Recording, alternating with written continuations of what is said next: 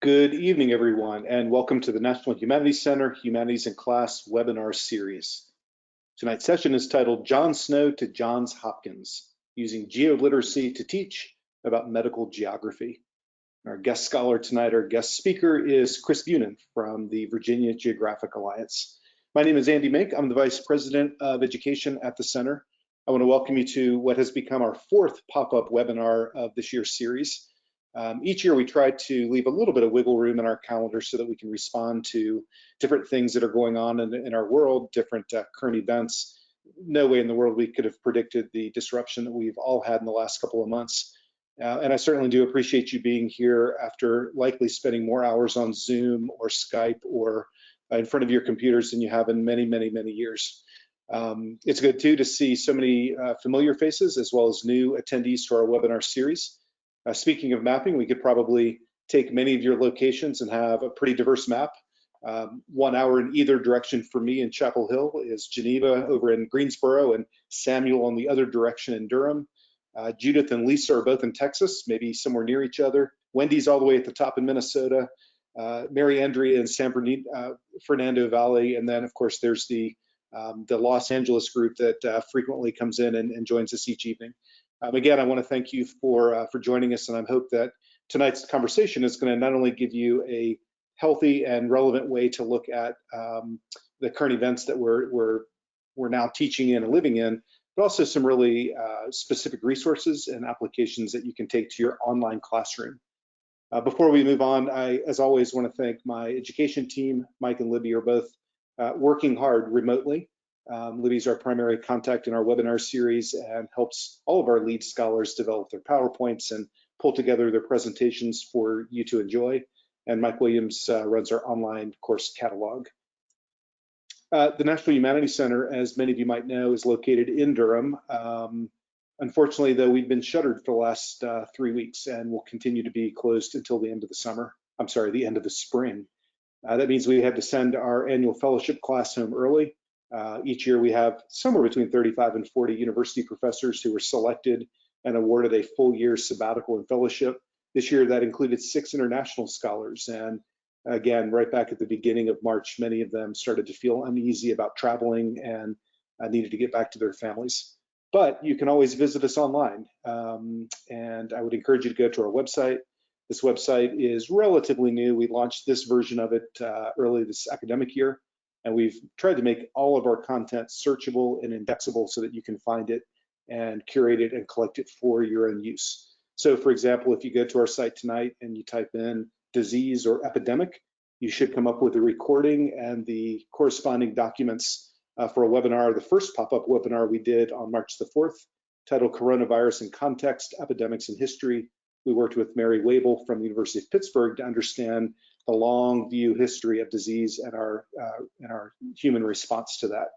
Or you might go to our search index and type in geography, and you'll bring up a podcast by two of Chris's friends, Ed Kinman and Megan Webster, who talk with each other in conversation about ways in which geographers approach the world, approach their craft, approach their teaching. So please do visit our website. All these materials are free and open and hopefully useful in your classroom. A couple of quick announcements I'd like to make before we begin tonight's session. To start, I'd like to remind all of you that our Teacher Advisory Council is currently accepting applications. These will be due on May the 22nd, and it does require that you get a letter of support from an administrator or supervisor. We primarily do that because we bring you to North Carolina in the fall for 2 days. It means 3 days with travel. And we want to make sure that your administrators have already signed off on it before you're selected. That way, when you go to them next fall, and you tell them you're out of the building for a few days in early October, that they've already agreed and committed to that. So we'd love to see many of you apply, particularly if you spend a lot of time in our webinar series and you'd like to contribute and be a part of the work we do here at the center. I also want to remind you about a course catalog that will be opening for our spring sessions on May the 26th. We have a variety of courses that are generally 5 to 6 modules in length and earn anywhere up to 35 professional development hours. These courses have been pre-approved in most states and Los Angeles Unified for salary points. So if you're interested in taking advantage of a course I, in particular, would point you at the Where of Why GIS in the Humanities Classroom, which in some ways is the inspiration for tonight's session. And then finally, I'd like to announce that we have changed the dates of Beyond February, Hip Hop and the African American Experience. Unlike some of our summer programs that we can transition to an online format, spending time with performance artist and University of Virginia professor A.D. Carson is a very, very important element of this session. So these 5 days have been moved to the end of June. I'm sorry, folks, I've been on computers all day too, so I keep misspeaking myself. This has been moved to the end of July, and hopefully by that time we'll have regained some sense of safe travel and being able to join each other in groups larger than 10. So if you'd like to sign up, we still do have a few spaces available. We also have numerous teacher scholarships that are available based on location and eligibility. So please visit our website for that. One last reminder, tonight's webinar is an audio-only webinar. I am recording it, and you will have access to that recording afterwards. But your participation is still important, and that is primarily through the chat box that many of you have already used to introduce yourself and share your location. Please do use that chat box to share ideas, to greet each other, to tell Bill Malega that you see him in the room. Use that as a place to share resources, and maybe most importantly, use that to ask questions. And I will be bringing those questions to Chris, and I'll integrate those into our conversation as we move forward. So that's my introduction for the night. And in a moment, I'm going to turn the mouse and the microphone over to Chris, and he and I will be in conversation around tonight's topic. I do want to note that Chris is here to wearing 3 different hats. And I think all 3 of those hats make him particularly relevant and an important asset to this session. The first is he is a high school teacher. And as all of you who are currently teaching high school know, that's a superpower that you just can't replicate. If you are able to and can position yourself to work with younger people every single day, that's a skill that never leaves. That's a life view, a world view that can never leave. But Chris also works as an adjunct professor at Piedmont, Virginia Community College outside of Charlottesville, and he's here tonight representing the Virginia Geographic Alliance. I also like to note that Jeff Nesbitt is in the room with us. Jeff is a member of our Teacher Advisory Council, and he's what we're calling our TA for tonight's session. So I'm going to ask Jeff to seed the chat room with questions. He might well respond to you directly. He's going to drop some URLs in there, so please use Jeff as a resource as well. So hey, Chris, you're up in Charlottesville. Can you hear me? I can hear you. Can you hear me? I can. Fantastic. Thank you for joining us as always. Again, I'm going to be moderating the chat box, and I'll bring those questions to you at different points. You can advance the slides using the arrow. Also, the buttons on your keyboard, the arrow buttons in the lower right-hand corner will do the trick. But Chris, before you get started, I'm going to ask you a quick question, if you don't mind. Okay.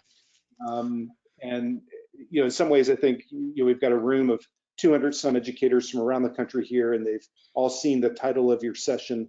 And for some of them, it may be a little confusing to see 2 words that seem the same but different. So from your perspective, tell me what do you think is the difference? What is the distinction between geoliteracy and geography? I think geoliteracy is really taking the tools of the geographer and making sense of the world that you live in, what's going on around you. Geography is really the study of spatial relationships. Yeah, and so that might be an important distinction. I'm seeing a lot of folks here who may not teach geography as a discipline or as a curriculum, but all of them can teach geoliteracy. Is that what you're suggesting? Yeah, I think as we will talk through this today, we'll talk about the geographic inquiry process. And for many of us in our social studies and history classrooms, we're asked in some way by our state or our curriculum to incorporate the 5 themes of geography. And so I believe geoliteracy is when we're able to weave those concepts into our everyday lives and into all the different disciplines that our students and ourselves interact with daily. Yeah, that sounds like a great definition of the humanities as well, in the sense that they're lenses to look at the world and understand problems and respond to circumstances. Yes, sir. Well, Chris, thank you again for joining us. You now have the mouse. Again, I'm going to be kind of working through this with you, but tell us about John Snow to Johns Hopkins. All right. Well, again, thanks for having me, Andy, and everybody, thank you for taking time out of your day to join me. I hope you all are navigating this as well as you can, and that you and your classmates and your families are okay. So thanks for joining me. Real quickly, I'm joining you from, if you look at this screen, I'm joining you about 2 miles away from that mountain ridge that you see in the back of this screen. This is a picture taken by my geospatial technologies class using drone technology. So that's another level of using geospatial sciences. I'm fortunate, as Andy said, I teach GIS or geospatial technologies and social studies. And so in my geospatial classes, we get to use some of the cool up and coming tools, and one of those is drones. This is a picture of my school campus and a little history of Albemarle County and its connections to England and early America. In addition to let you know that the high school is literally a stone's throw away from Charlottesville, Virginia. Depending on which block you go to near my high school, you pay more money for coffee if you're in the city than you do in the county. So just to throw in some geoliteracy there, and I try to ask my kids that I teach, like, why do you think my coffee costs 9 cents more when I go 1 block that way? And then we get to talk about formal regions and legislation and taxes. So thanks again for joining me, and let's work our way through this. The itinerary this evening is to provide a quick crash course on GIS and the geographic inquiry. I will ask in the chat box, how many of you are familiar with GIS? And it can be a quick yes, kinda, or no. As you see the, I would The assume you kinda. keep all that in your mind. Yeah, that's a little bit of both. Yeah, a little bit of both. So I'm going to provide a little quick crash course on what is GIS and what is the geographic inquiry model, and then we'll explore ways that GIS and the geographic inquiry model can be used to teach different aspects of medical geography. And then we'll finish up with sharing a few tools that you can use or choose to use or consider using when you start teaching your students online here. Maybe you currently are. We're currently on spring break, so we'll be moving to online instruction next week. So history and geography, as Andy can tell you and anybody else in the audience who've met me before, history and geography and GIS, they're my jam. That's what makes me just so excited to teach my students. And a few years ago, we were working with a scholar at the Polis Center, David Bodenhamer. He's a leading pioneer in historical GIS and spatial humanities. And he started his talk, I'll never forget it, by saying, every event has both a temporal and spatial tag. So if you're a history teacher in the audience, we know that we're often teaching in the connections between time and space. But then he took it a step further and said, but in history, we usually know when something happened with a high degree of certainty. And essentially things break down when we have to talk about where they happened and why they happened. The two pictures in front of you are pictures taken in Dien Bien Phu in Vietnam. The picture on the right is the French trench system that was built around this city. And the picture on the left is a GPS unit picture that I took where I was standing at the time. I was with the National Humanities Center on a project to help use geospatial technologies and geography to help make the visitation to these sites more relevant. And I came back to my classroom, I showed my students pictures, and to be honest, the picture on the right, students were like, yeah, we've seen that.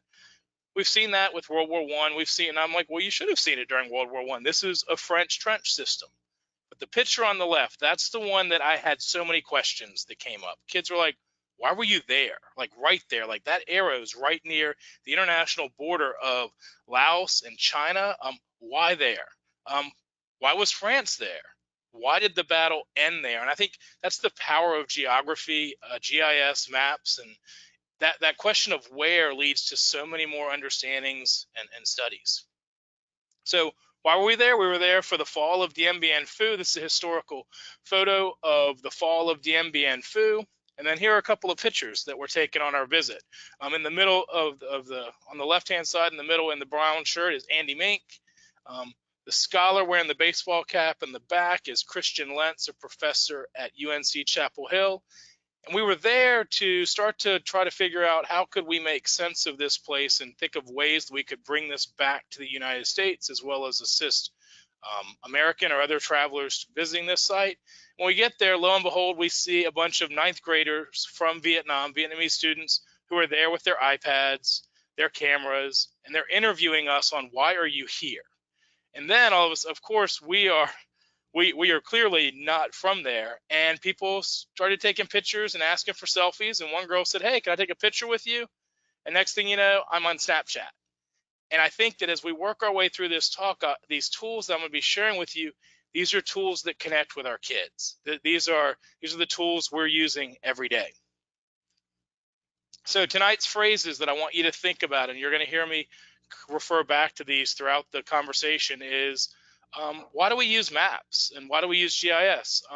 It helps improve the signal and reduce the noise. That's a phrase that Professor Paul Rittenhouse at James Madison University shares with my students at my high school where I teach GIS. It's a partnership with JMU, and he often will encourage students as they're making maps and doing analysis. He's like, remember, your purpose is to improve the signal and reduce the noise. Another great phrase to discuss or to bring this in to understand how GIS contributes to making maps is layers make maps, maps make apps. So we can make digital maps, and then we can repurpose them in all sorts of different apps. And then finally, we'll be looking at the role that geography plays in history by looking through the lens of culture. And Dr. Luis Martinez Fernandez, a professor at the University of Central Florida, I remember sitting with him in a talk, and his first phrase to start the talk was, "Culture is the history we inherit." So what is GIS? Well, it's an abbreviation. G stands for geography or geographic, and that means the map. So geographic is the map. Information is the letter I. It is simply a table of data. You can create this data in an Excel spreadsheet, a Google Sheet. You can create it in a notepad. It just needs to be a table of information.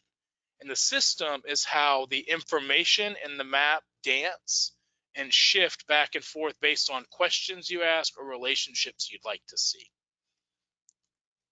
Another powerful aspect of GIS maps are that they're layered maps. So they're not simply what you see is what you get when you open up a paper atlas or a textbook map or a map that you even show in a PowerPoint.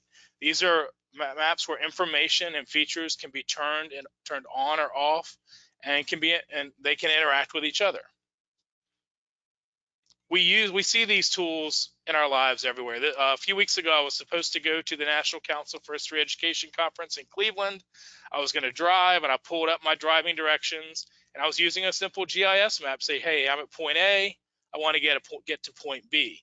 As we'll discuss a little further into this conversation tonight, that the conference had to be canceled, had to be moved online due to the coronavirus/COVID situation. But here I am using GIS to figure out how to get to point A to point B. When we watch the Weather Channel or we watch the Weather Reporter, they're using GIS to share with us the weather patterns that we can expect.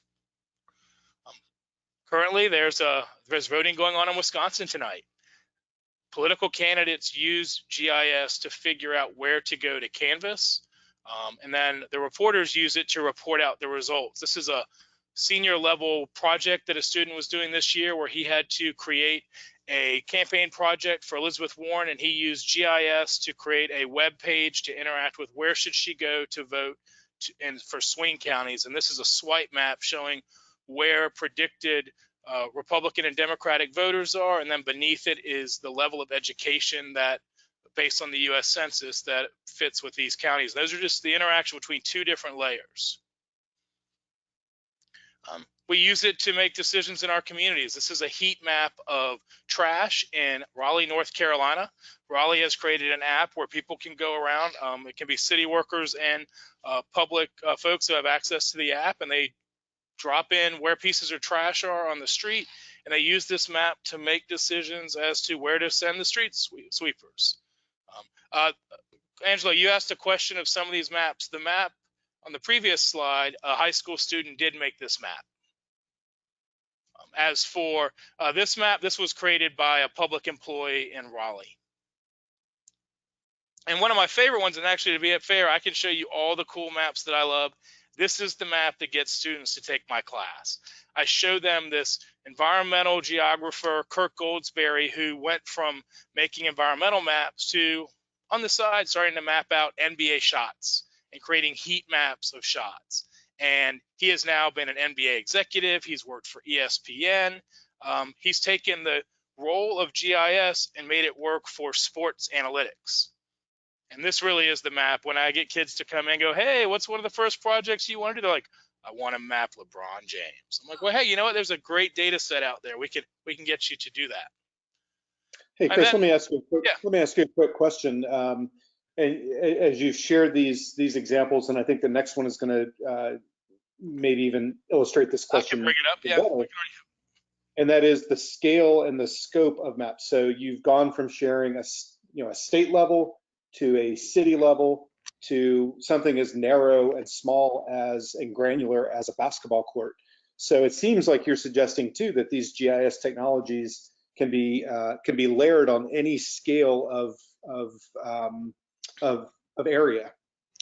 Yeah, definitely. Actually, Dennis used this same technology to do slope analysis and erosion analysis of teeth when they're looking at different fillings. So one thing I like about using GIS, and we've talked about this, is this idea, we call it the I-STEM framework. How do we integrate STEM technologies into the humanities? And GIS is such a transferable skill because these concepts, this is one that my student did for fun on her last project. She wanted to go out and she created a collector app to find out where trash was on our campus, really inspired by the Raleigh app.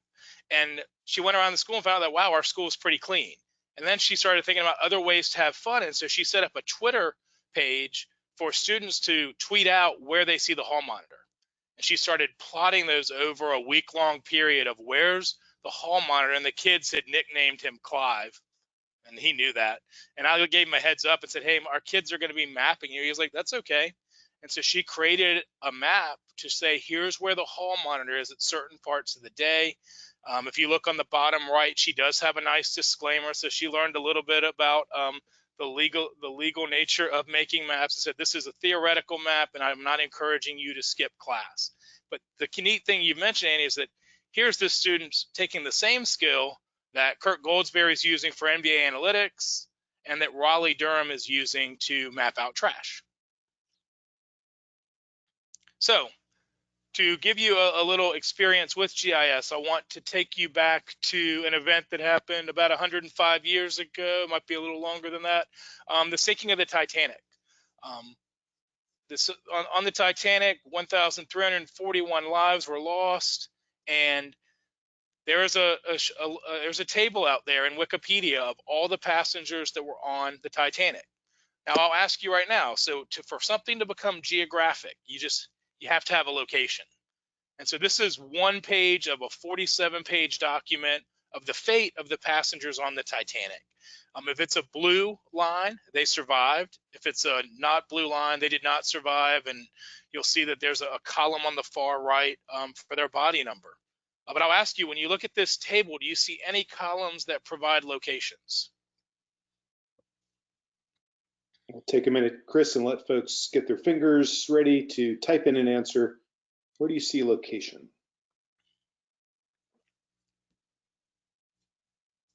Hey, thanks, Wendy in Minnesota. Hometown, board destination, Rebecca, hometown, Jasmine, hometown by Catherine. Yeah, so as you can see, there are 3 columns of locational information. If we have locational information tagged to elements that are in rows in a table, we can map it. And so the team at Esri went and said, hey, let's create a story map, an interactive GIS map that visualizes the fate of the passengers of the Titanic. And so I want to walk you through, this is a screencast of this app. You can go to this story map. You could Google geography class and fate passengers of the Titanic, and you can interact with this map, or you can have your students interact with it. And I want you to notice that the information on this table has now been mapped by locations, and it's been visualized. It's been visualized by graduated colors. So if there are more people from an area, the symbols get larger. In addition to that, they've tagged to the left a tables. So let's go ahead and walk through some interactivity with this. Let's see. Oops. Tell you, I might need to do it, Chris. Okay, that'll work. So let me play. So There you'll you go. notice that on the left-hand side, they've taken the information, they've given us a pie graph of survivors. We can see where the Titanic departed from. But the other nice thing is that we can filter out the data by first class, second class, and third class passengers, and note that the patterns on the map shift. You can't do that when working your way through a 47-page document. If you click on a city, it brings up the information of the passengers. Then when you click on the passenger's name, you see the exact same information that we were just looking at. When I have my students work with it, they always share with me other things. I had a student who his family's from Ireland, and she said, "Hey, Mr. Bunin, do you notice what was going on in Ireland and how many Irish passengers were there?" And Andy, can we push pause for a second on Ireland? Sure. Okay. I'd like to go back to that if we can. Yeah, I'm not sure if we're going to do that. Okay. It might just. Well, that's okay. Yeah. So anyway, if you can just see here, like what's nice about GIS is its scalability. You can look at the entire world, or you can zoom in on one area. And what she noticed was that in Ireland, there was one first-class passenger on the Titanic, and then when you go to third class, there are so many more passengers. So you can look at, have other conversations. I'll have students look for the youngest passenger, the one closest to Charlottesville, and the one furthest from Charlottesville. And then we have a conversation and bring it into looking at migration and looking at class and where were first class passengers, second class, and third class passengers from and what they see. Go ahead and you finish playing it, Andy. And I also want to note that Jeff Nesbitt, our TA tonight, did put the live link to this story map in the chat box. So as we walk through this, notice that when we go to first class, you really see the connections of the industrialized cities, Paris, London, New York. And then as we work our way to third class, you start to see that the passengers are more coming from Southern Europe and Eastern Europe. And so this is the power of GIS. So on the left-hand side, it's tables. And on the right-hand side, it's this dynamic map. And that's the unique power of GIS. While we work through a GIS project, you can't do a GIS project without following the geographic inquiry model. Essentially, it's the inquiry model. There's the scientific inquiry model, and there are a lot of other historical inquiry models, but really it's a 5-step process. We're asking questions, acquiring resources, exploring those resources, analyzing the information, and then acting upon it. The way I simplify it for my students is, where is it, why is it there, and why should we care? When you take the plunge to use GIS, you'll need to think about what's your purpose. Are you using it? Are you teaching with GIS, or are you teaching GIS? And through my classes, sometimes GIS is that tool that just enhances my presentation. The students are not working with the software at all. And in other cases, I am teaching them GIS skills. So on the left-hand side is a colleague of mine using a geo inquiry to teach about the Underground Railroad. And on the right is a student of mine creating affordable housing maps for Charlottesville for a community report. So let's talk about the first GIS map and how it ties to this conversation. Does anybody know the author of this map? We'll take a moment and see who has a good guess. Who's the author of this map? There's Bill Malega chiming in, Rebecca right behind him with John Snow. Yeah, so this is John Snow's map. In 1854, London was experiencing a cholera outbreak, and John Snow was an investigative reporter. He started to go around and interview people in London to try to find out, do you have cholera or not? And you'll know, you can maybe see it, but he indicated the number of people with cholera by creating taller bars. And so he was trying to think of it visually, similar to the Titanic map of where am I seeing more cases? And it's considered the first real geographic information study that was using GIS, even though it wasn't digital. So his information has been mapped, and you can have you already pushed play, Andy? Yeah. So you can see that it's a layered map, and you can turn on the layer for cholera cases by address. And when you click on any of the dots, the information that John Snow was capturing comes up. It shows you the number of cases and the address at that point. And so looking at this map, it's hard to figure out what's going on, but the power of GIS is that you can ask the map to change some information. So I'm going to ask this map here to not show the information by address, but by number of cases. And notice how once we just say, show me the number of cases, a whole different understanding of what's going on within London shows up. In addition, we can use the same tool that the city of Raleigh is using and say, hey, create for me a heat map. And this is a density map of where the cholera cases were happening. It gives you a hotspot. And so John Snow went to that hotspot and found out that cholera was tied to the wells. And this is the Broadwick Street pump.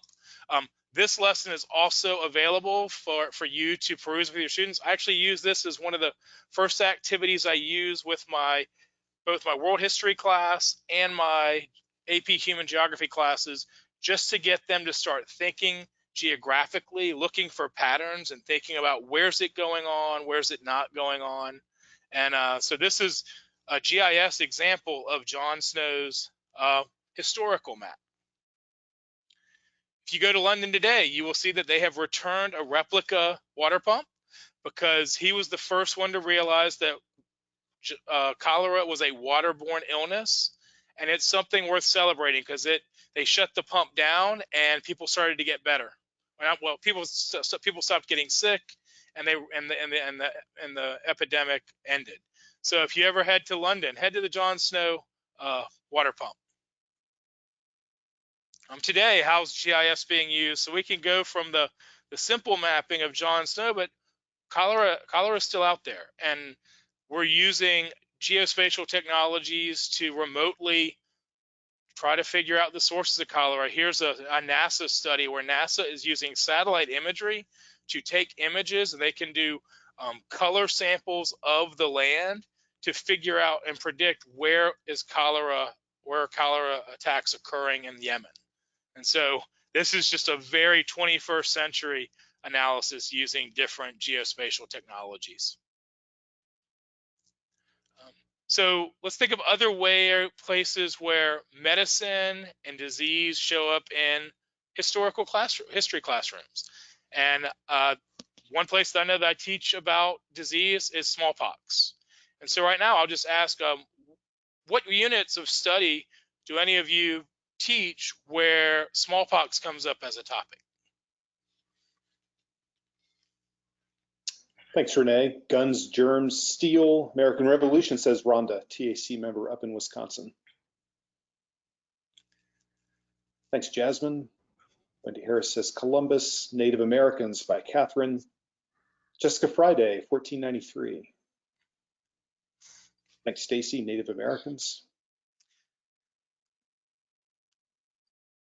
Yeah, smallpox shows up a lot during the colonial era, whether it's from the colonizing period of the age of exploration and conquest, guns, germs, and steel, the age of discovery, through to the American Revolution.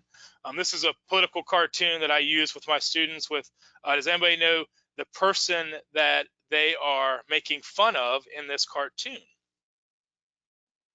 For the wonderful effects of the new inoculation for smallpox.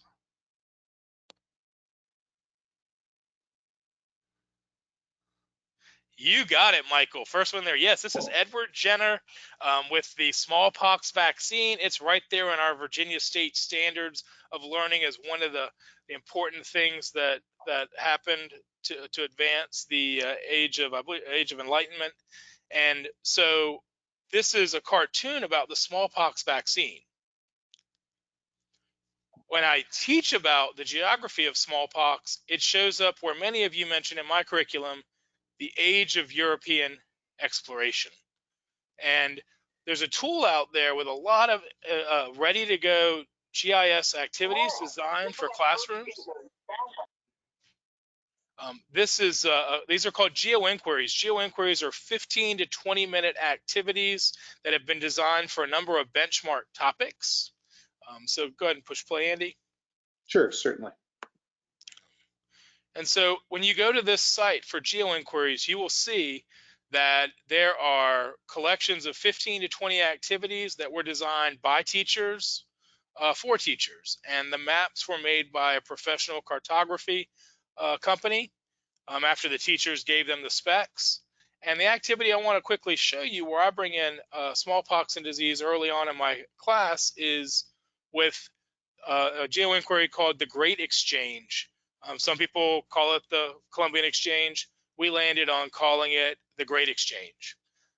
And so when you open up an activity, you get a 2-page PDF with a script. The script is short because very few teachers follow scripts. It follows the geographic inquiry model of ask, acquire, explore, analyze, and act. It has step-by-step instructions with answers there for you.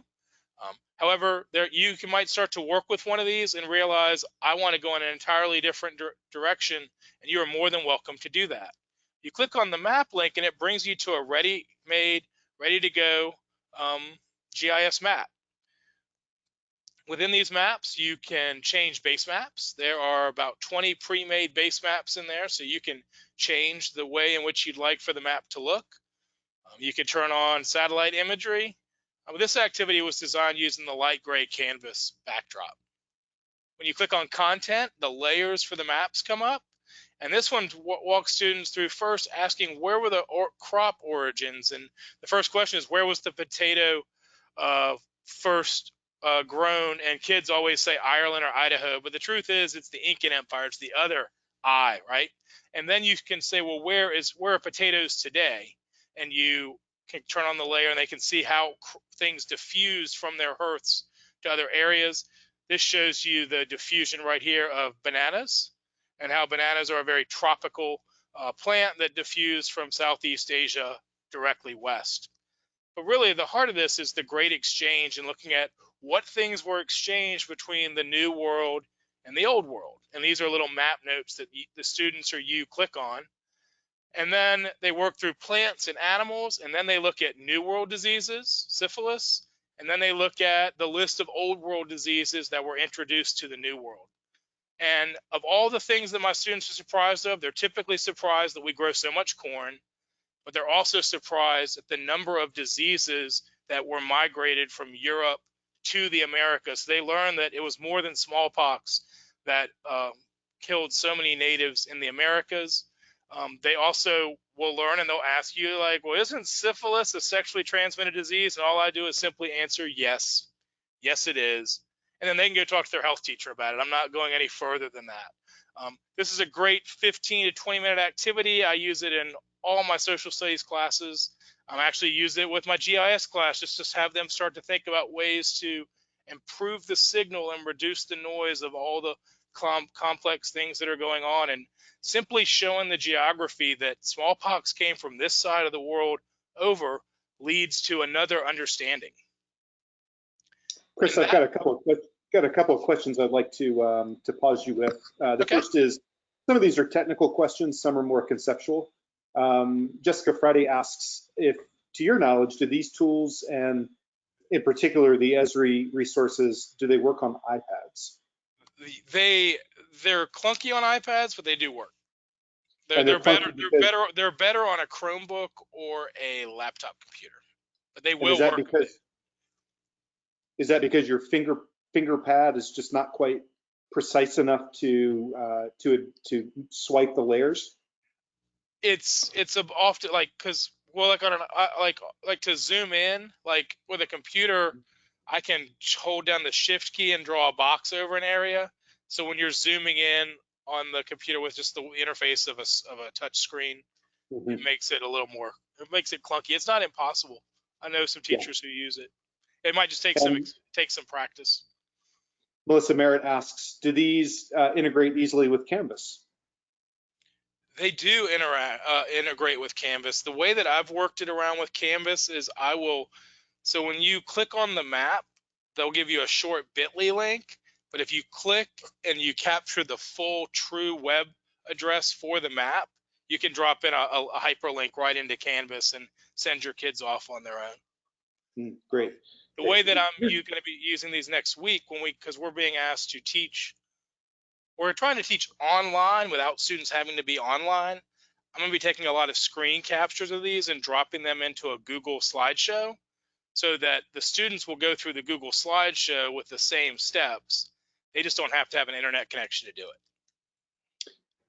And the last question I'd like to share, actually, I'm going to scroll way back up and I'm going to reframe Rod Brooker's question just a little bit. Rod, if I don't do this justice, then please feel free to rephrase it in the chat box.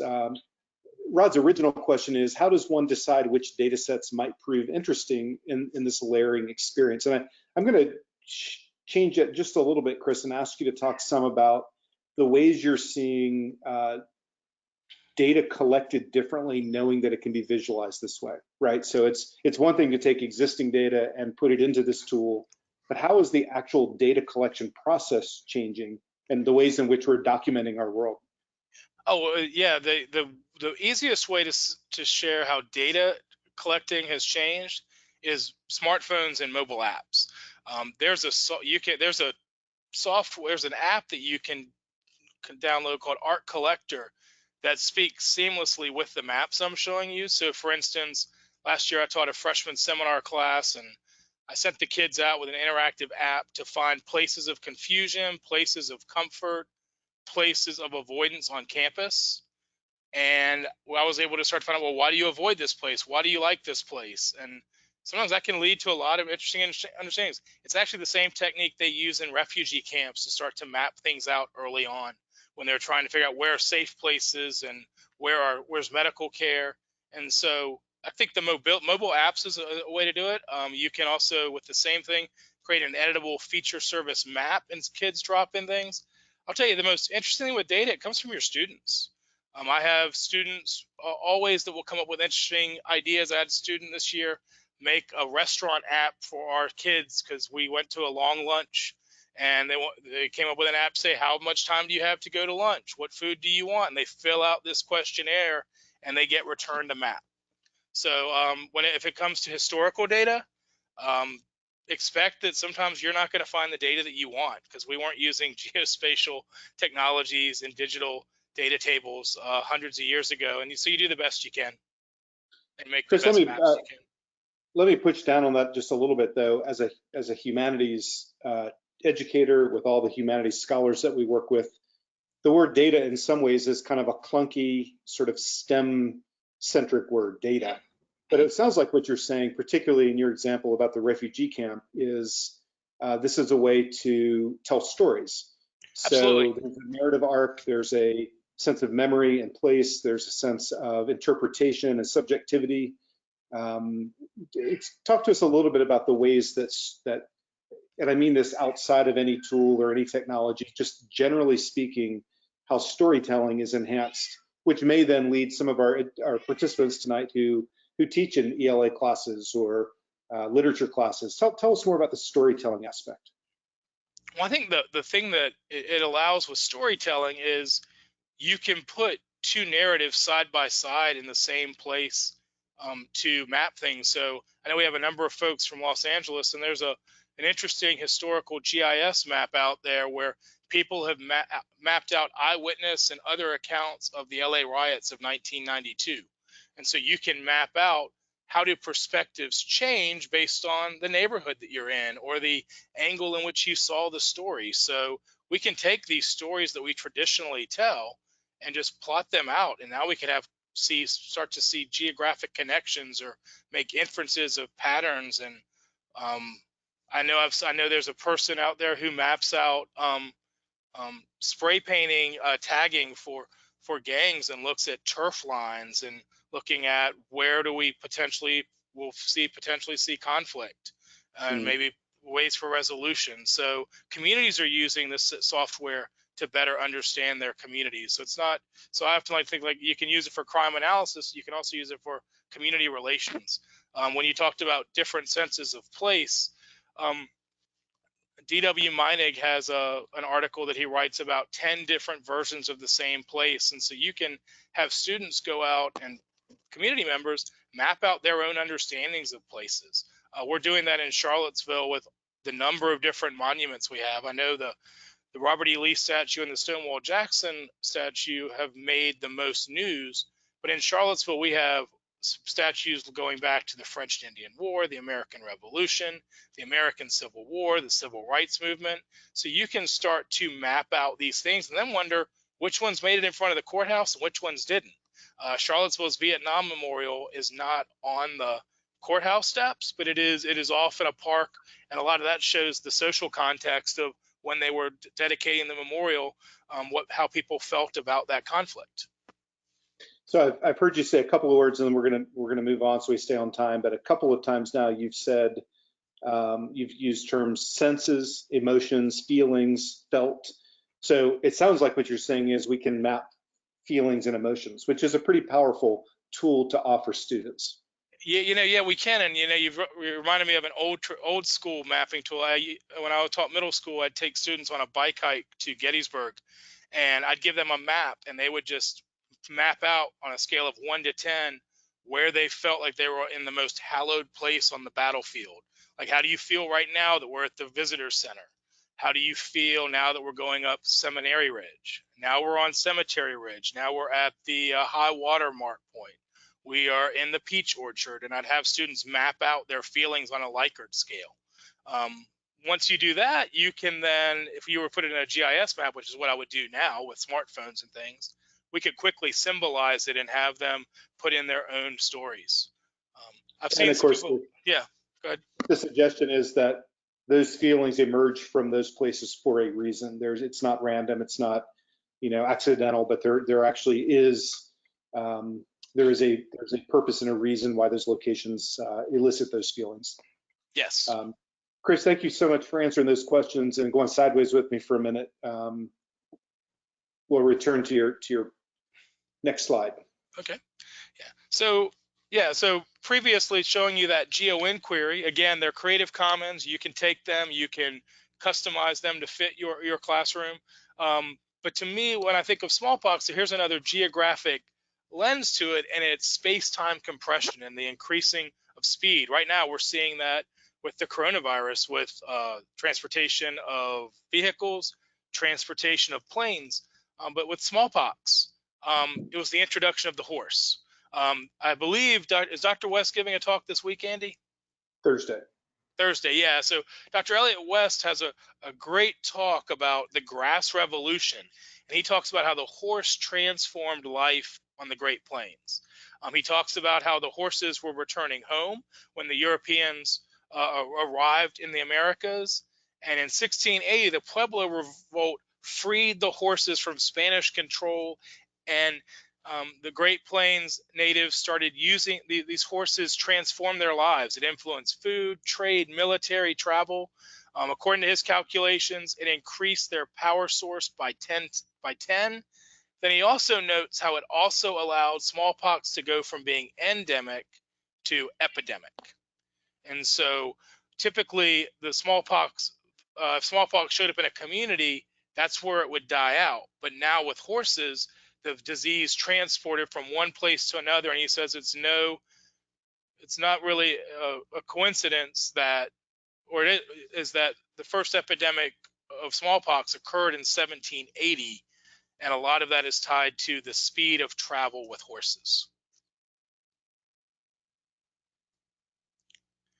And that brings us to the virus and the pandemic that we are experiencing now. And maybe you've seen this map. Johns Hopkins has been working with the Esri software company to make a very dynamic dashboard. Early on in January, they started mapping out the cases and where they were, and daily they were updating this information in a spreadsheet. And here's a data spreadsheet. A student of mine started trying to make this same data dashboard as one of their projects.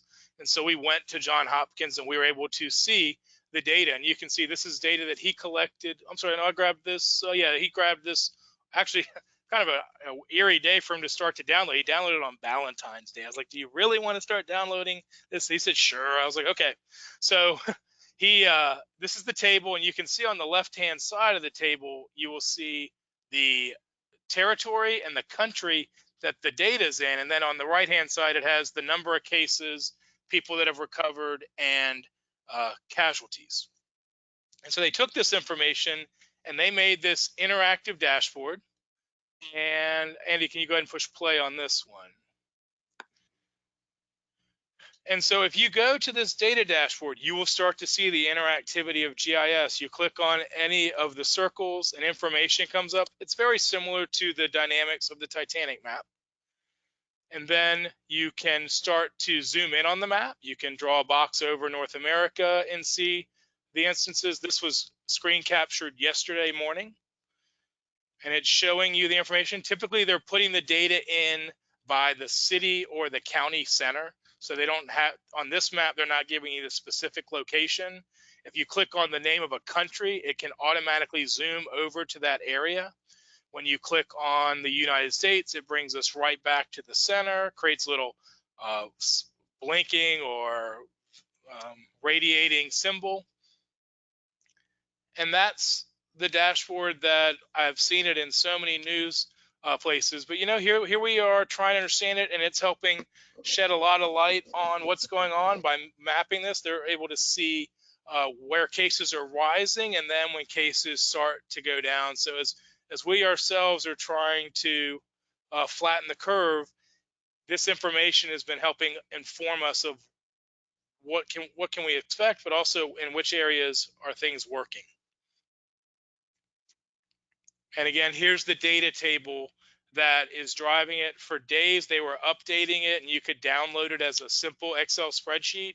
And then they switched it over to another database that you can still get to, but it's a live data feed now. It's no longer a stationary one.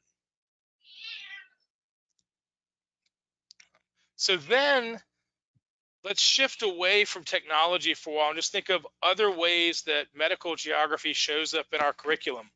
And these themes can transcend disciplines, and it's not about the map anymore, and it's not about the technology. It's about these geographic concepts. And so one that I started to realize early on with my students was etymology and the naming of the virus or naming of viruses. And I know some students were nonchalantly joking around about calling the coronavirus the Chinese virus or the Wuhan virus, and I was able to quickly call them out and say, you know what? There's a lot of power in names, and you need to think about that. And here is the decision by I think it was the World Health Organization, in which they came up with the name of the virus, and then COVID-19, and then the disease, and then the virus. And then I thought to myself, I've seen these concepts before. I've seen this in history that I teach in AP Human and in world history. And so here are just a few news headlines where the controversy of the name, BBC reporting on Trump using the term Chinese virus, Representative McCarthy in California knocking the Democrats, claiming that they had used the words Chinese coronavirus. And then this was a story from San Jose, California, talking about discrimination occurring because of the connections to geography. And I thought to myself, okay, I've taught this before. I've seen this before. And so it took me back to 1981. And this is during the first unit on geographic thinking that I use in AP Human. We look at the at HIV and AIDS early on, and let's talk about the history of this virus. And this is the CDC report from it's from May 1981, where they say we have seen a disease, an illness breaking out with pneumonia-like symptoms, all active homosexuals in 3 different hospitals in LA, and they note it. And then you start to look at it, though, and you start to think about the power of a name and how it led to a lot of misinformation about HIV. In July of 1981, the New York Times published an article that said a rare cancer seen in 41 homosexuals. In August of that year, Dr. Friedman Kahn spoke and tried to raise money, and he raised $6,635 in private donations to support research to try to figure out what was going on. In 1982, the New York Times published an article where they called the virus GRID, a gay-related immunodeficiency disease. And just that name, it slowed down decisions at the government level. In September of 1982, two representatives introduced the first legislation. It died in committee. It did not make it out. The Congress would not approve funding for AIDS research and treatment until July of 1983. So I see connections, even though currently with coronavirus and COVID-19, things are moving faster. There's still this discussion of why didn't we act sooner, and what were some of the things, the friction that would have delayed decision making. And then we think about what led to the expediting of funding and research, and it's when the virus becomes one that it's universal. Anybody can get it. And so this is Rock Hudson, a famous Hollywood's movie star who contracted HIV and died from AIDS. And he became a person that people that spoke out and helped raise money and raise awareness. Being from Virginia, we teach about Arthur Ashe, and this is a cartoon that was created when he passed away. He contracted HIV through a blood transfusion, and so when it became this universal disease, our government took off and provided something. But think of all the misinformation and things, and this reminds me of the ad campaign and all the misinformation that was out there, and all the ads and all the stories that had come out to teach people about this virus. And this is yesterday's ad council. I went to the website and said, I wonder what the ad council has right now for coronavirus. And here it is, #AloneTogether. How is GIS being used today to understand HIV? It's helping us understand the vulnerable communities and the areas where HIV incidence rates are higher. But it also, let's think about that scalability aspect of geographic inquiry and GIS. Here is the information at a state level. Here's the information at a local level. And if you go to hiv.gov, they'll talk through the plans they have, and they're showing these are our geographic hotspots. These 48 counties are where greater than 50% of HIV diagnoses occurred in 2016, 2017. So GIS is really helping people understand how can we get better control over these circumstances. And then you can go to aidsview.org, and there you will just find a dynamic wealth of information to better understand HIV, not only where you live, but where others live, and ways to help inform decision making and services.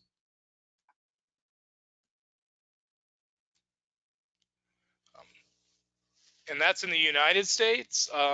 This is a story from NPR from last May that looked at how and it's interesting, some of you are asking about data that's being collected.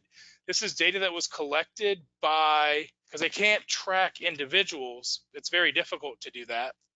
They mapped it out by health centers, whether it was a nurse's office, a doctor's office, a small local community doctor's office, and they started mapping the cases, and then they did what was called a fishnet mapping, and they started to create real hotspots in sub-Saharan Africa and in Botswana to really try to figure out where are the instances of HIV occurring in sub-Saharan Africa.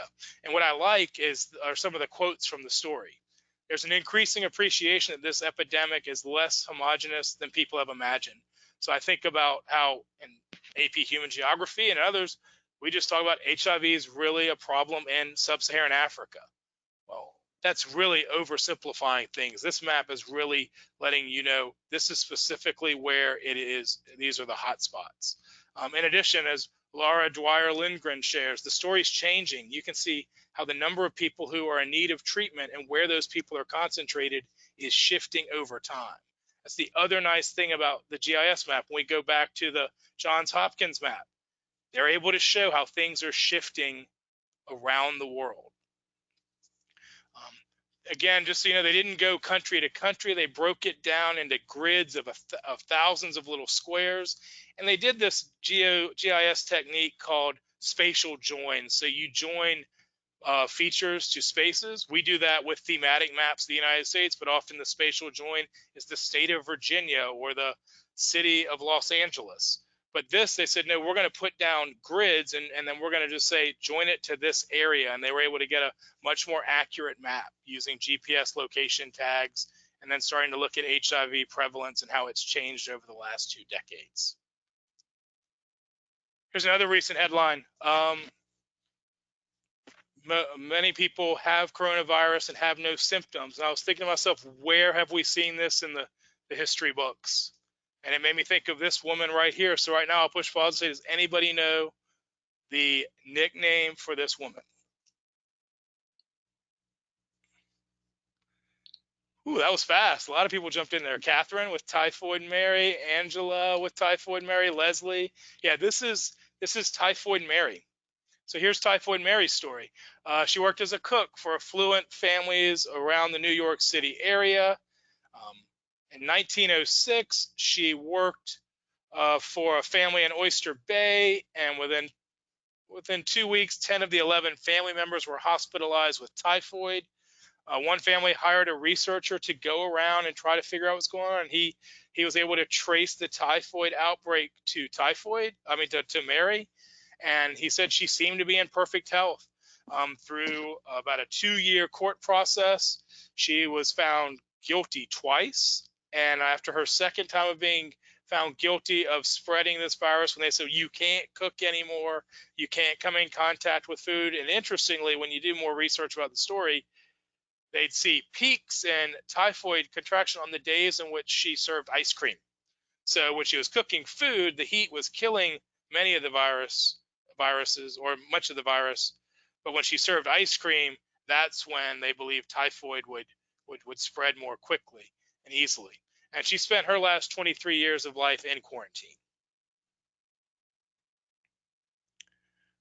To show you how is technology being used today with typhoid, this is a story of where a group of researchers in Nepal are using Google Earth to map out, again, GPS locations, because so many people that become ill in areas of the world that don't have defined addresses that make it into the 911 database.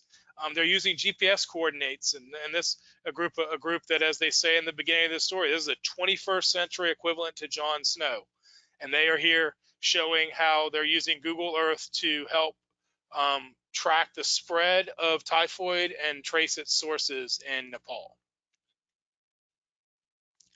Another recent headline, as we've moved into the stay-at-home orders, what should kids watch on the movies during the era of quarantine? And it made me think about, again, etymology and the history of the word quarantine. Quarantine is a Venetian word meaning 40 days. The story of it is a document from 1377 states that before entering the city-state of Ragusa in Croatia, newcomers had to spend 30 days in isolation, which was called a Trentine. And then in 1448, the Venetian Senate increased it to 40 days, which gave birth to the word quarantine. And the bubonic plague had a period of 37 days from infection to death, so they found that the quarantine of 40 days was quite effective. And here is a quarantine ship here outside of Sheerness or Stangate Creek in the United Kingdom. Another recent headline, and this is one as I'm on the board of directors for the National Council for History Education, and we were having to have conversations of should we move our conference online or not. This was 2.5 weeks ago, and the executive director brought up the force majeure clause that was one of the first lines with our hotel and our conference center, and whether or not that would apply. And just 2 days ago, I was reading a USA Today article, and I said, holy cow, this thing is tied back to Napoleon. Like in the article, it says, this is a dubious term taken from the 1804 Code of Napoleon. I said, man, I cannot wait to use this next year. Because when I'm teaching about Napoleon with the Age of Napoleon geo-inquiry, I can now bring up how why do we worry about this guy Napoleon, besides the fact that he tried to rule all of Europe and he had a failed invasion of Russia? It's because the Code of Napoleon was used nearly every day right now with contracts during the COVID crisis. So when I think of all these different ways that geography matters, one of my favorite quotes is, everything is geography and geography is everything. And so here you can see in this little map note here, right in the middle, it says, a lasting influence of Napoleon was the Napoleonic Code, which was the first modern legal code that influenced property and business rights. And that goes right back to that initial clause that if you've got a vacation rental, that there's that clause in there of, is this something out of both parties' hands? And another recent headline, then and now, and there many people are referring back to the Spanish influenza epidemic of 1918. This shows up in my curriculum when I'm teaching about World War I. And you can see this document from the Library of Congress.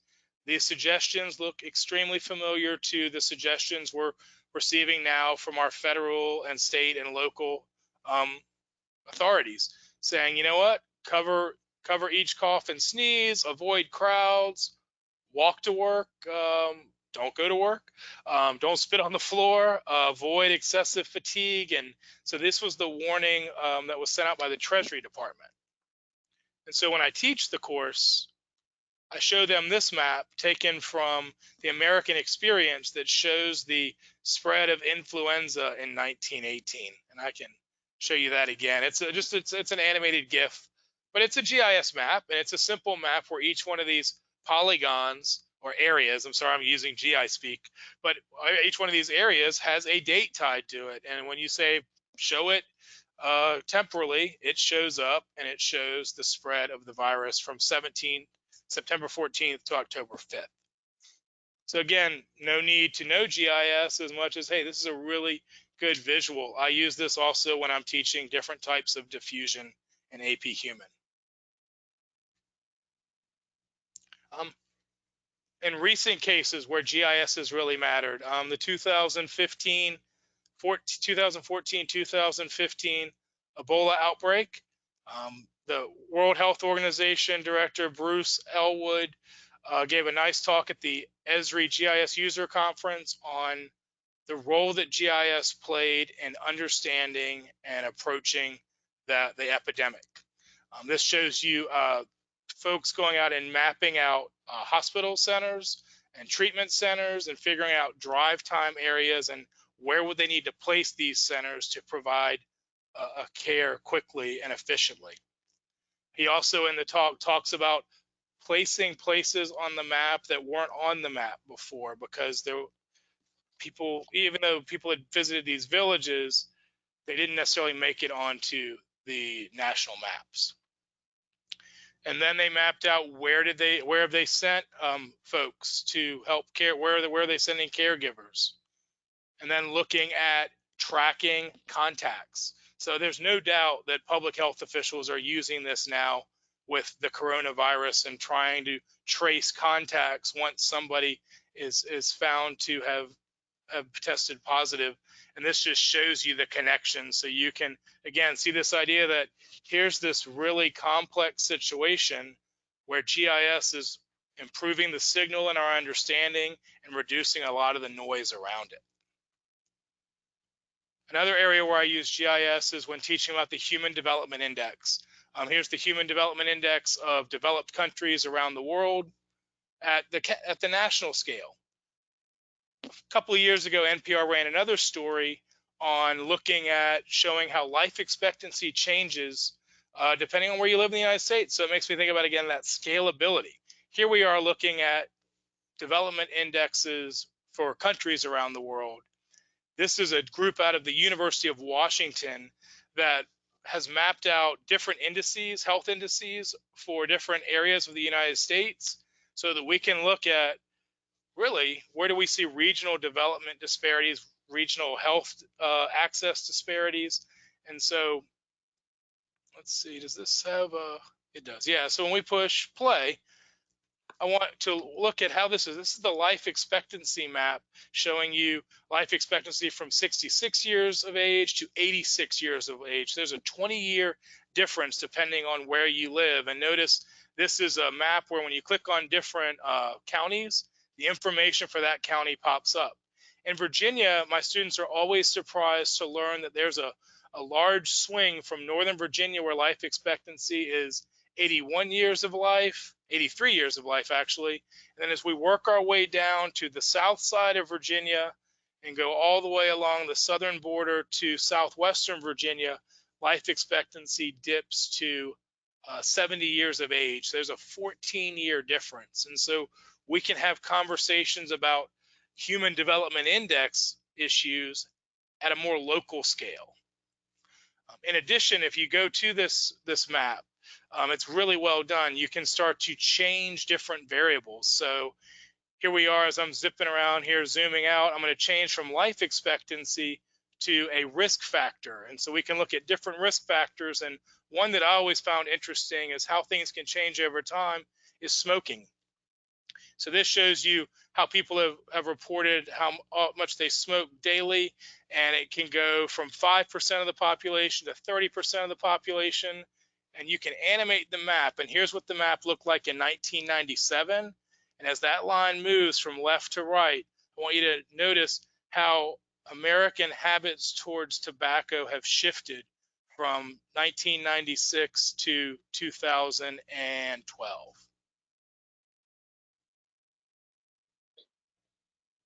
And that, to me, I mean, it's these types of things that my students get excited about when they can animate data. I've had students animate hurricane trajectories. I've had students animate the plague from the medieval period, where she found the different cities. And she said, I said, if you put a date in there, we can animate it, because we have a location, and then the attribute is time. And so it can move across that way. And maybe I'm sure you've seen, and that's the same thing they did with the influenza map of 1918. Chris, I'm going to pause you for a moment and point out what's happening in the chat room, which is we've got participants and folks from around the country who are now in a discussion around the interpretation of the maps and the data that you've been sharing. And so I want to sort of underscore, I think, a point that you've made all along, which is these maps don't necessarily provide answers, but rather they provide opportunities for questions and discussion. And do you see them primarily as a tool for asking students to ask sophisticated questions and then draw hypotheses based on that? Yes, I know one of my earliest scholars says, many times GIS maps don't prove anything, but they lead to more questions, and they eventually lead to answers, because they often will share patterns that you're not going to see with the naked eye. So yeah, I think it leads to new hypotheses and new understandings and maybe connections that you didn't see, but then you still have to go out on the ground and figure out what's going on there. So, and as a habit of mind, Angela is in the room right now, and she asks of this map, why do you think the mid to southeast has a lower life expectancy? So it's not that you or I have the answer to that right now, as much as this has inspired that question, and perhaps Angela continues to look at it, or perhaps we talk about ways that the evidence from the map itself, but that seems to be one of the key hooks that you described working with younger people. Yeah, so when I know when this story came out, they were showing the difference in McDowell County, West Virginia, and Fairfax, Virginia, where it's literally it's a 2-hour drive away, but life expectancy is 20 years difference. And so there are a number of contributing factors. There's limited healthcare access, diet, food deserts,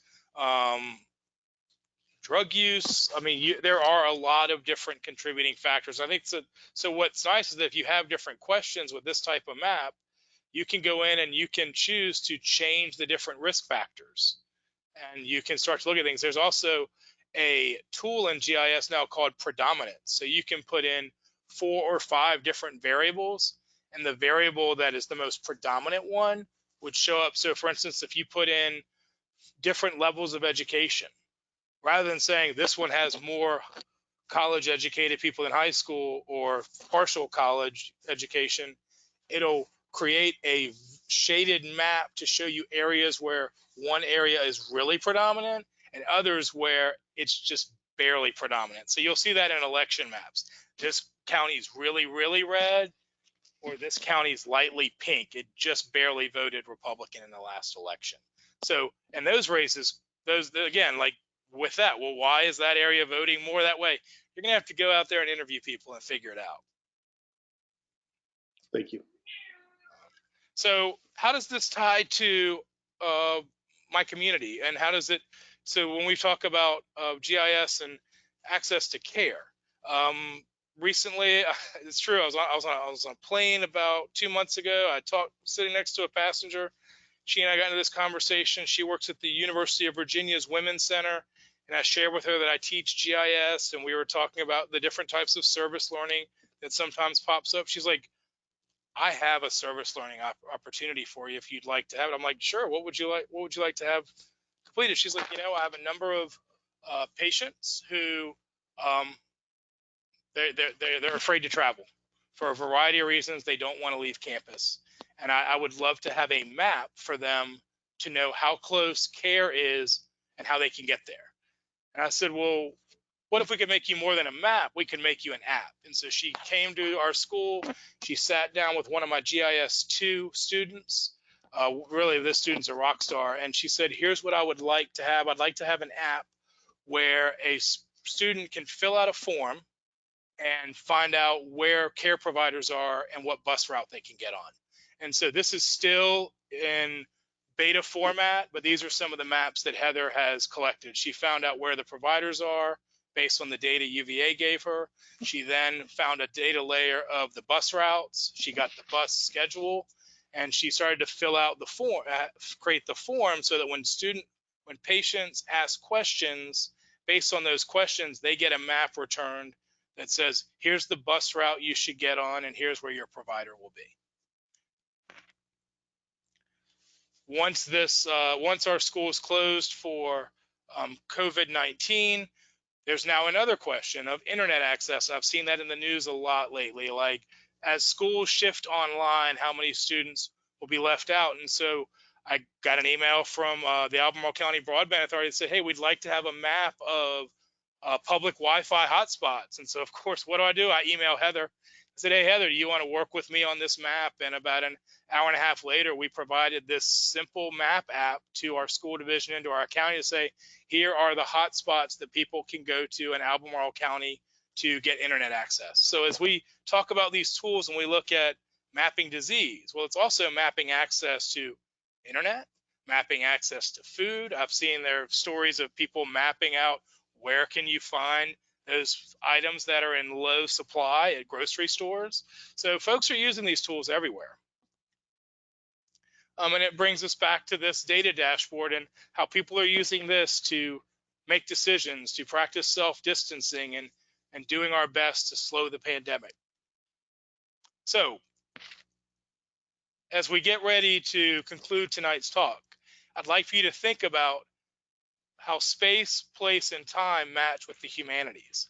In your work, in your teaching, in your research, when does location matter?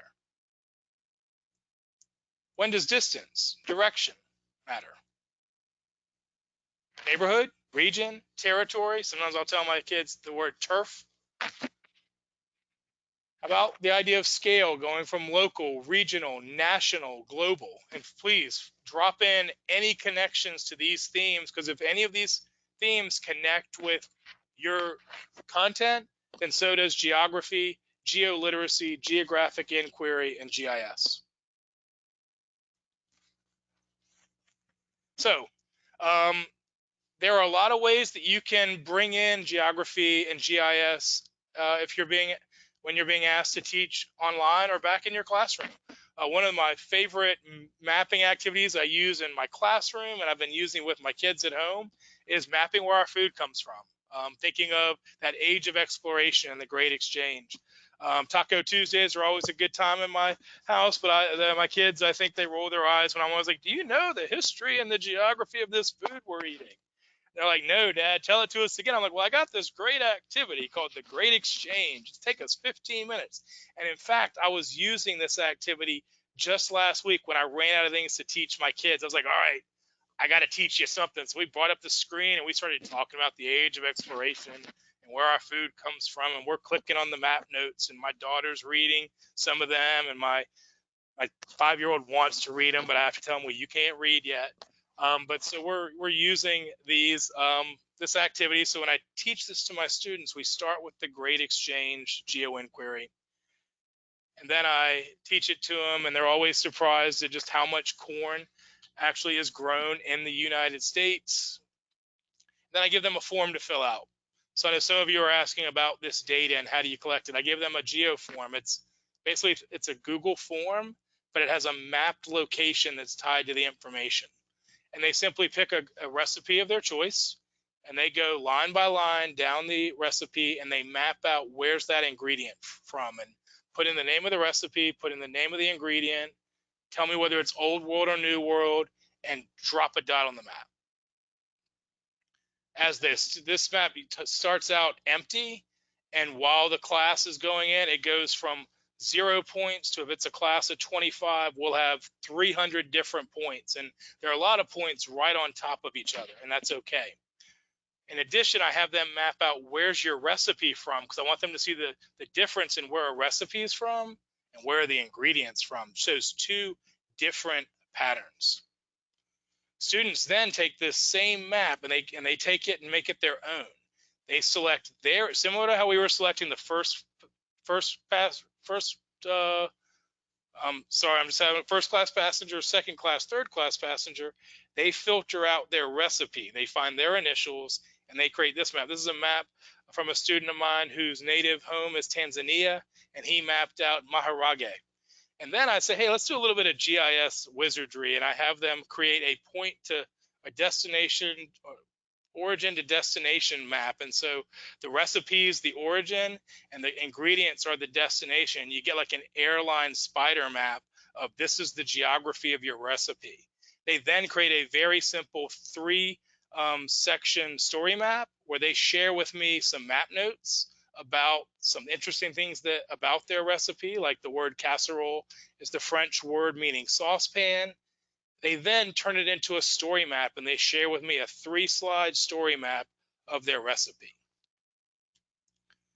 And then this is the heat map and it's usually, this is what it looks like every time. And if you teach world history or AP human geography, we have to teach about the agricultural hearths. The students' ingredients to their recipe almost always show the hearths of the Fertile Crescent, Central America, India, and China. And so other ways that you can use GIS, you can go to the Geo Inquiries page. Again, there are over 100 different activities ready for you to try out. My suggestion is don't just stick to your content. Go look at the English language arts page. Look at the elementary page. One of the first activities I do with my students comes from the elementary page, which teaches kids about time zones. Everybody needs to know about time zones. So I use that in my high school class. I just change the directions to fit a high school audience. So definitely look through the entire collection. They're ready to go, and the script is there. And there's also a link to worksheets ready for your students. There's also a laundry list of story maps available to you, things ranging from African American history walking tours to Santa around the world to looking at the Odyssey being mapped. And one simple thing that I often get when I give my students a story map is I ask them to take this SIT technique. Find something surprising in this map, find something interesting, and then find something troubling, because typically it's not just a clean narrative. There's a lot going on. And finally, the Esri education team has created an app to map out how are we as educators teaching during this pandemic. How are we shifting our lens? How are we shifting our instruction? And they've created their own data dashboard for that. And so this is, if you go to that web link, it'll take you to this site where you fill out a form and you can share from your location what's going on. How are you teaching, and and you fill out the form and you start to put in the information and you get a map, and then from the map they've created a dashboard based on the data to find out how many students can access internet, how many are you teaching online, how many you're giving offline things. And so this is just a little screencast of this, but please go there and drop in and share how you're responding during this, because it's not just about, this is more than, as we know, just the virus. It's really changed the way we approach our everyday lives. Great, Chris. Thank you so much. And we're going to have just 1 or 2 minutes left for some questions. If any of you have questions that either were registered in the chat box and maybe scrolled out of view, or something that comes to mind now, please do register them in the chat box. And while I'm waiting for those questions to pop up, Chris, I do have one question. Again, we just have a minute or two left. Do you have any sense of the ways in which teachers, if they're interested in this, can use these tools in their classroom, in particular story maps, which seems to be something that you really focused on? You mean ideas for using story maps? Yeah. Not ideas. I'm sorry, not ideas, but rather how do they get the technology? Oh, how do they get the technology? Okay, so first of all, the software I was showing you, it's free to any classroom, K-12 classroom in the United States, if not the world. You can fill out a form and Esri will send you a site license for your school for as many users as you want, and it's professional grade software. In addition to that, you can, I'd typically say start out using the geo inquiries and the story map library, and allow it to be an opportunity where you teach with GIS. You're not teaching GIS. If you're interested in learning how to use GIS, there are a number of courses available out there. There's one that we offer, as Andy said, through the National Humanities Center called the Where of Why. Is that right? Or is it the Why of Where, Andy? Yeah. And I'll finish tonight with that. Yeah. But so many of you are asking, like, I'd like to learn how to make these type of aspects. In the class, many of the apps that I've shared with you, we teach you how to make those. So I think the best way to get started is to start with geo inquiries and go to the story map gallery and just find a couple that connect with your content. And so it does seem then that you've drawn one distinction that all of our participants tonight can decide, and that is either finding ready-made maps and ask students to interact with them, which is different than asking students to make maps. And there are really opportunities to do both, but in the way that you're teaching now and the environment that we're all working in for the next couple of months, that finding these in the Esri Story Map Bank, and through many of the resources and URLs shared tonight in the chat box, that might be the best place to get started. Yes. Fantastic. Chris, I do want to thank you for leading tonight's conversation. I hope you had some sense from the chat box of how quickly and robust the conversation was. I think that's good metrics for how valuable tonight's talk was. Chris, thanks so much. Thank you all. I want to thank all of our attendees for joining us tonight. I do want to encourage you to consider signing up for our online courses. Chris mentioned in our Humanities in Class online course catalog, we have a course actually developed in collaboration with Chris Bunin and with Christine Esposito, who's also in the room tonight, called the Where of Why, Humanities GIS in the Humanities Classroom. This is a 5-week course that earns up to 35 professional development hours. It has been pre-approved in most states, including Los Angeles Unified. If you are a part of tonight's webinar and you'd like to sign up for this course, there's a discount code on the screen. Please do type in NHCGIS20 to receive that discount. We'd love to see any of you who would like to see more of the nuts and bolts and the technical aspect of working with students and giving them instruction in GIS. We'd love to see you join the course. I also want to encourage you to keep track of the National Humanities Center and all of the opportunities that we have, including these pop-up webinars.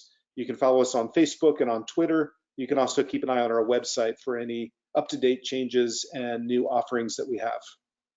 I also hope to see many of you 2 nights from now. We have a doubleheader this week. Elliot West's name was used in vain tonight. I can say and echo Chris's comments that he's a fabulous speaker, a wonderful historian of the American West, and he'll be joining us Thursday night at 7 p.m. East Coast time for a session titled The Other American Revolution, The Rise of Horse Cultures in the American West and the Transformation of Native America. And I suspect that Elliot's going to be using maps, even if he's not a geographer, even if he won't discuss geoliteracy, he'll be using maps in his talk. As I mentioned, tonight's session has been recorded. It will be posted online probably within 48 hours or so. We'll also make sure that the resources are available for you to use. Before I close the room tonight, I am going to ask you and invite you to save the chat box. And you would do that just by simply putting your cursor at the bottom of the chat box and scrolling all the way to the top. And I'm suggesting that because there's so many great resources and URLs that were shared. That doesn't save with the recording. So if you want to save what everybody else has been telling you and ideas that have been percolating, you might want to go ahead and grab that chat box.